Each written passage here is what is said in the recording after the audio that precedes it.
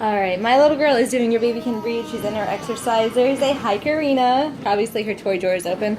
We are doing a pseudo Thanksgiving, and everyone knows how to make their own turkey. It's the perfect way that you guys do it. The way that I personally do it is I do my mayonnaise into a bowl, right?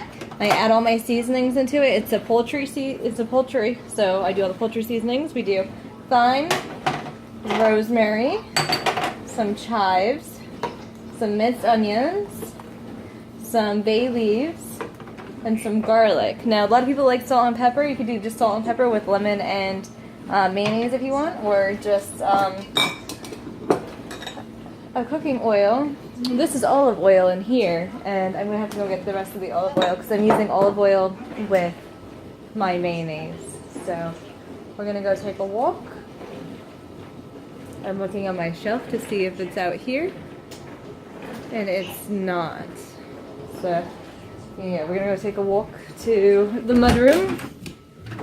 The mudroom is a lot of fun. My kids are not allowed in here, either my cat or my baby doll. So, now I know I have olive oil. I think it actually might be in my cabinet.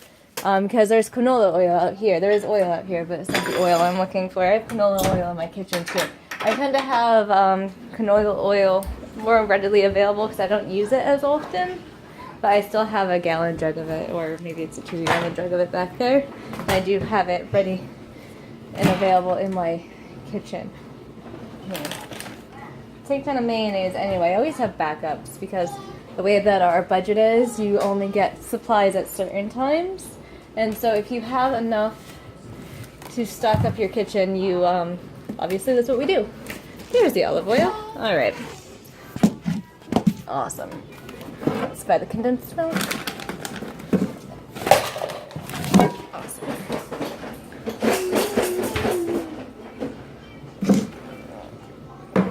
My buddy Mike is supposed to be coming by. He's supposed to be swinging by, but he's busy as well, so I don't know if he's actually going to come by or not.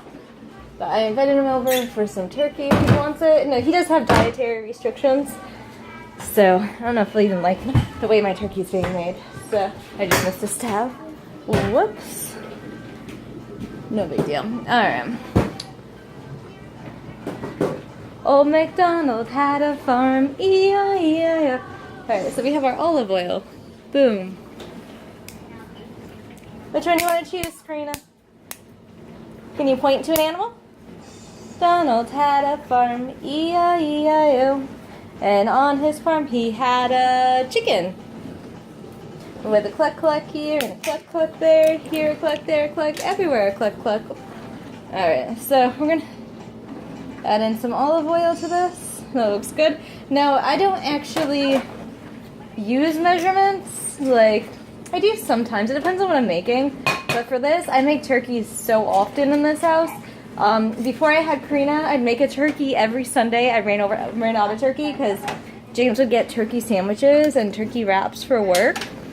And instead of buying turkey from the deli because it's expensive, I'd wait for the turkey to go on sale at the market and buy a 93-cent per-pound turkey and get a $23 turkey that lasts me almost a month instead of buying $23 in the meat. But I don't really know if that was saving us any money or doing me any favors or not. I'm not really sure about that. So I just eye it. As we go here, I just eye everything up. This is rosemary and thyme that's in here. And we're just going to add the rest of the seasonings. And I do it like this because it's a good way to mix it, and this way your seasonings are fully spread out through it. I mean, I know that some people just sprinkle seasonings on top of whatever it is that they're doing, but I mean, if you have a sauce that you're making anyway, you might as well add the seasonings into that. This way your turkey is fully spread with seasonings and not just in one area or something, and they're not clumped somewhere, you know. I don't know. I don't really like the way that they get clumped if I just add it to the top of something. So this is the way that I do it. Sure, a lot of other people might do it this way too. I'm not sure. But yeah, I think I might even add some more mayonnaise to this. And obviously you could brine your turkey the day before. I don't brine my turkey, and as you see, I'm not using salt. I don't use salt when I cook. It's just a dietary thing that I prefer. I don't use... There's so much salt in everything anyway. Salt and sugar is everywhere. So whenever I'm making something homemade, there's no salt or sugar in any of my food. Or pepper, really. Even though pepper is supposed to be good for you. It's the antioxidant. And then you just mix this here. I'm going to probably get out my whisk, because I don't know where that is right now. And mix it with my whisk. And this way, I'll get a nice paste, a nice sauce here. I'm going to add more mayonnaise to this even as well. And then I'm just going to take my hands, because clean hands are your best tools that you'll ever have. Take your hands and do up your turkey, and then you're going to add the fixings. Like I said, I don't have celery. I never got celery, because even though it's been a couple days, I haven't really thought about it. So I'm going to use some onions and some carrots that we have cut up here. I just cut these up.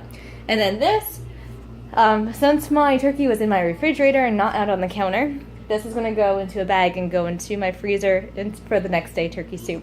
If you have things that you're thawing out in your refrigerator, absolutely could go back in the freezer. If you have things that you're thawing out on your countertops, cannot go back in the freezer because of the bacteria buildup. A lot of people believe other things about it, but if you look it up, it says anything that's in your refrigerator is perfect to go back in the freezer. If you're thawing things out on the countertop or in water, they can't go back in your freezer. So there you go. I don't know why I'm sharing this, but yeah, this is what we're up to. I also made myself a smoothie. It's berries with apple and oranges. It's awesome. I like it. So, and my little girl is content at the moment. So she's awesome. Alright, so this is what we're doing.